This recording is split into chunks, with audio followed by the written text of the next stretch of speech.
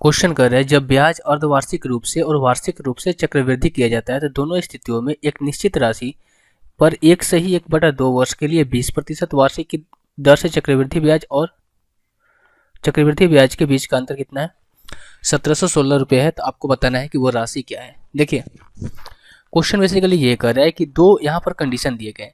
सबसे पहले कि 1/2 वर्ष का मतलब ये होता है कि 18 महीने, ठीक है, 18 महीने।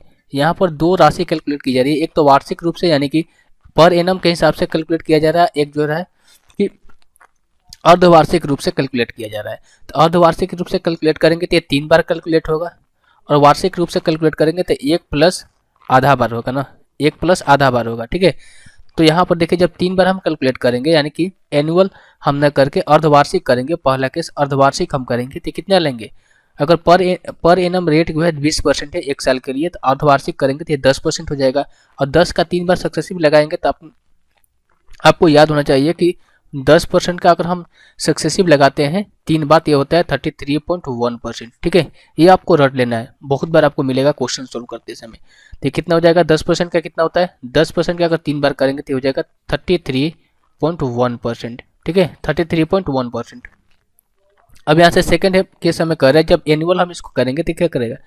एक बार तो यानी कि 1 साल के लिए तो 20% लेगा ही लेगा, लेकिन अगला साल क्या करेगा? ये आधा महीने के लिए ले रहा है ना, तो 10% लेगा। तो 20 + 10 करेंगे, यहाँ से इसका सबसे सक्सेसिव निकालेंगे 20 + 10 + 20 × 10 करेंगे ना, ऐसे × 100। तो ये कितना हो जाएगा आपका?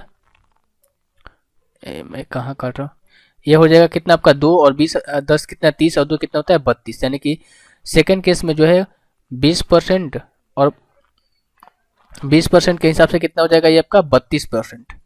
यही दोनों के बीच का डिफरेंस कितना आ रहा है? 1.1% का, और 1.1% का वैल्यू क्वेश्चन में दी गई कितना? 1716 रुपये, 1716 रुपये। तो यहाँ से 1% की वैल्यू निकल के आ जाएगी 1716 अपन में 1.1, और पॉइंट को यहाँ से हम रिमूव कर देते हैं तो यहाँ पर हो जाएगा 10। हमें पूछा क्या है? 100 की वैल्यू, यानी कि हमें अमाउंट पूछा है यानी प्रिंसिपल पूछा है, तो यहाँ से 100 कर देंगे। तो ये कितने बार में जाएगा?